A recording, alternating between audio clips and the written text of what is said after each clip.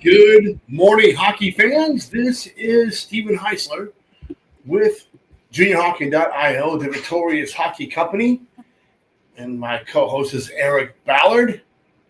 This morning, we are doing the Junior Hockey Morning Show. We are on the World Sports Broadcasting Network, WSBN.TV, X, YouTube, Facebook, wherever you are this morning. Hope that you're enjoying semifinals today of World Juniors, some North American Hockey League action last night. Was very interesting to watch. Eric, we don't do shows on Saturdays. Never. But here we are. World Juniors brought us out of bed early this morning. A lot going on. And let's talk about that. Listen, during the quarterfinals, we both went opposite ways on two games and both got beat once. We're dead tied again at the same point for the third year in a row. How does that happen? But today, Eric is taking a different approach. Eric, in the first game today, we'll talk about Sweden and Finland first and what that means. Listen, when those two teams get together, it's kind of like the European version of USA versus Canada. Those two teams and countries, they're like cousins, but they really don't like each other. They trade the same way US and Canada trades. But when it comes to hockey and sports, Finland can be facing Sweden and girls volleyball, and they're going to sell the place out.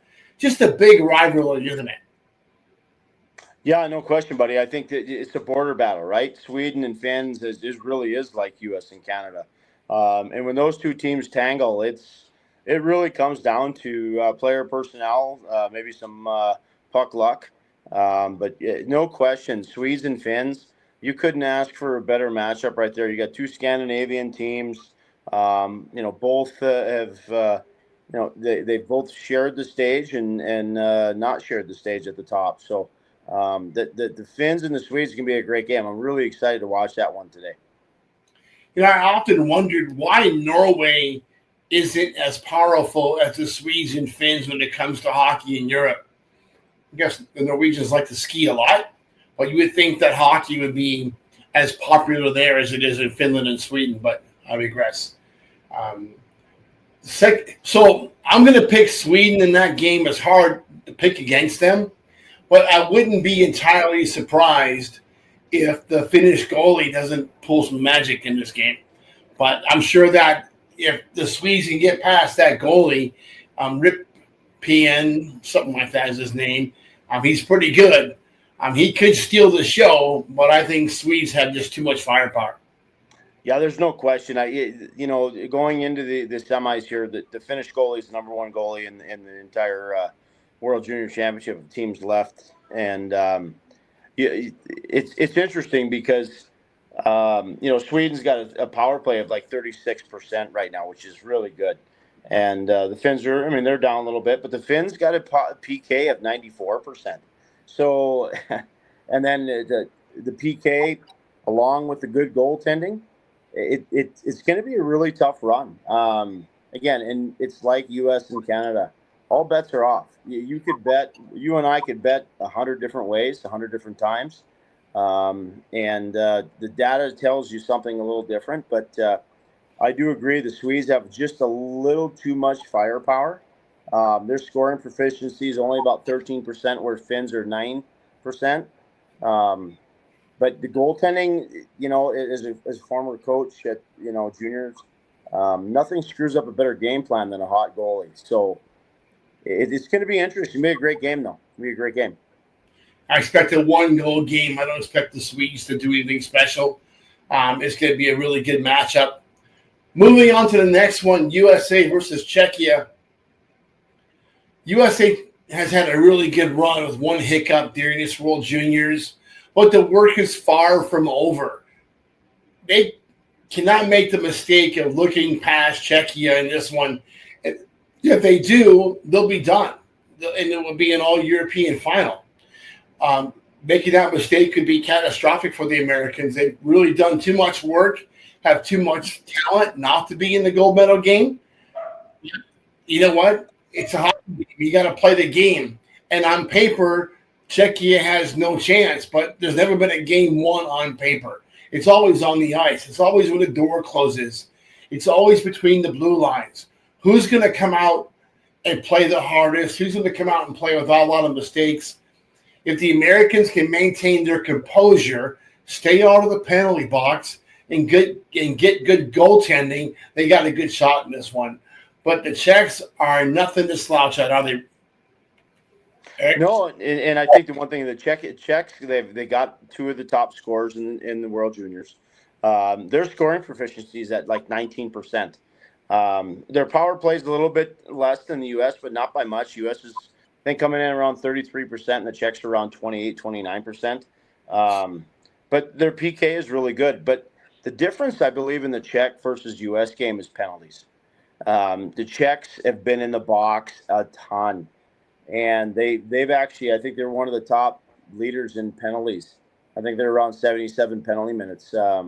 So if Czechs can stay out of the box and they can find a way to play downhill from the offensive red line in, they're going to give the U.S. team everything they can handle. So it's we've got 4 teams, and again, it comes down to who's ready for 60 minutes. But again, it's really close. If you take a look at the Czechs versus the U.S. in team comparison, it's about as even and equal as possible. I really believe that the big deciding factor for the Czechs-USA game is Czechs have to stay out of the penalty box, because if they stay out of the penalty box, and they keep the U.S. off the power play, because the U.S. power play is cranking at like 33%, which is crazy. Which is awesome for, short-term events like this. So if the Czechs can stay out of the box, it's going to come down to the wire. I really believe. And I know you and I talk about picks, and I'm going to go a different way. And I know we're talking about it, but I'm going to take the Finns over the Swedes, and I'm going to take the Czechs over USA. Wow. That's interesting. I think the United States team plays with a lot of passion, and they're also going to have to cool their jets a little bit when it comes to penalties. I saw a lot of stuff in the quarterfinal game and then the game against Canada that showed a lack of maturation on the part of the Americans, and they can really get a hold of that and bring that back in and get control. I think they have a good shot in this one. It's going to be interesting as well. But for you to go against me twice, wow, with you being even right now, so that's going to be very interesting for the final, won't it? Well, you know what? I'm getting a little tired of being one stroke off 18 holes, so I figure why not? Let's go all in. I'll take the opposite side of the coin on 2 different fronts. So either somebody's going to be the hero or somebody's going to be the zero. It's all good. Well, I don't think we lose either way. I want to dive into a different topic that got me in trouble yesterday.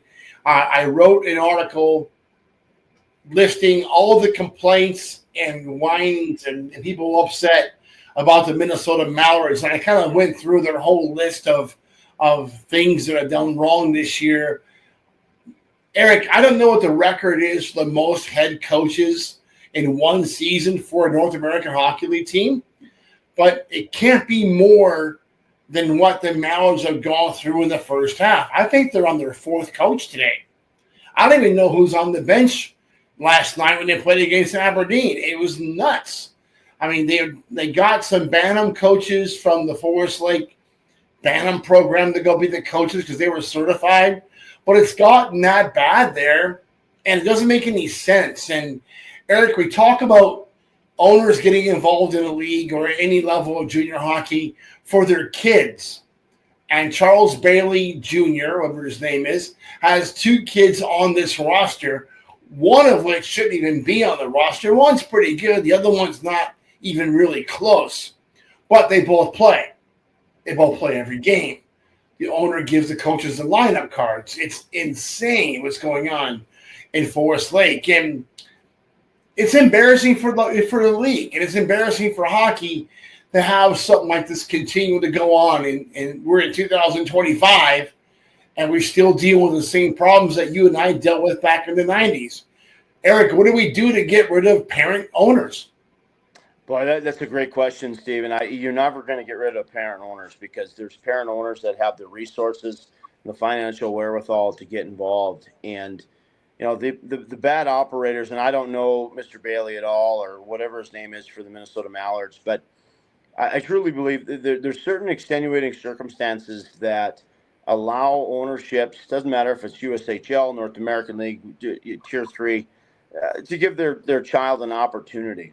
But at the end of the day, if you're a parent, and this is a parental thing, if you're a parent, the last thing you want to do is set your kid up for failure. So why buy a team to push your kid on if he actually doesn't belong there? And it's more detrimental long term. It really is. And again, I don't know Mr. Bailey at all, but knowing what I do know in the state of hockey in Minnesota, where I'm from, the last thing you want to do is start wielding the knife, if you will, in a situation where you're trying to put a North American League team in the metropolitan area where you've got the Minnesota Wild, you've got St. Cloud State, you've got Mankato, you've got, there's so much hockey in the state of Minnesota that sometimes that North American League gets overlooked. But the ripple effect for this situation is, they're one and done. I know the state really well. I'm born and raised there. That program, doesn't matter how much money you have, they're one and done. And it's unfortunate because, any coach that wants to go in there and have a legitimate chance to put a quality product on the ice is going to be living with this history that exists now, and they'll never be successful. So the Mallards, in my opinion, the Mallards will be done after a year.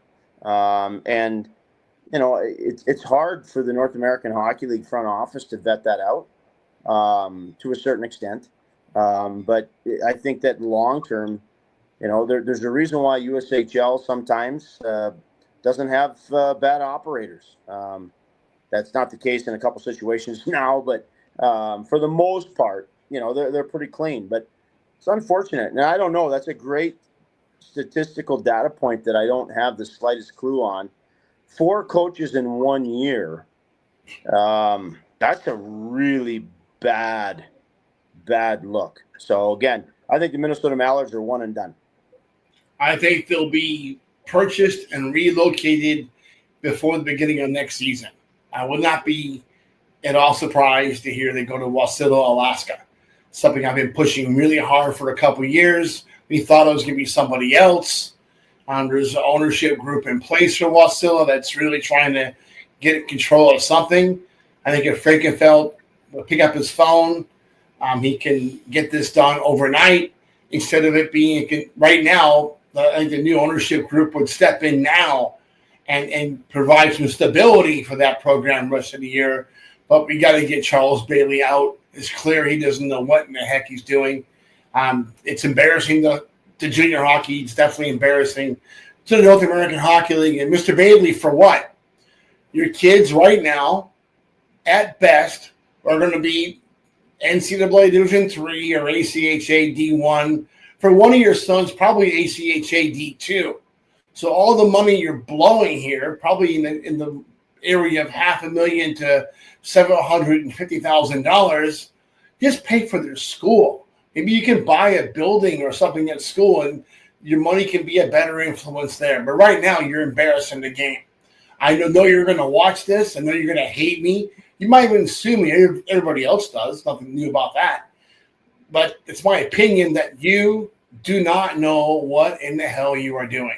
So get the heck out. It's a joke. Eric probably won't be as forceful as that. But I truly believe the game of junior hockey shouldn't be a vanity sport. It should be a sport that's actually about player development, player advancement, and more importantly, the development not only of the organization but coaches and players alike. So I don't know Mr. Bailey, and you're right. I'm going to be a little softer around the edges.